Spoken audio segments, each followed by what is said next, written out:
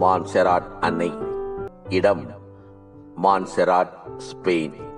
ஆண்டு 880 AD. 880 மேய்ப்பர்கள் Montserrat மலையில் ஒளியையும் இசையையும் கண்டனர். காட்சியின் செய்தி: லா மொரனாட்டா அல்லது கருப்பு மடோனா என்ற அன்னையின் சுரூபம் ஒன்று குகையில் கண்டுபிடிக்கப்பட்டது. அதிசய நிகழ்வுகளும் ஒலிகளும் இசைகளும் இங்கு ஒலித்து அன்னையின் இருப்பை வெளிப்படுத்தியதாக கூறப்படுகிறது. அன்னையின் விழா நாள் ஏப்ரல் 27 அன்று கொண்டாடப்படுகிறது.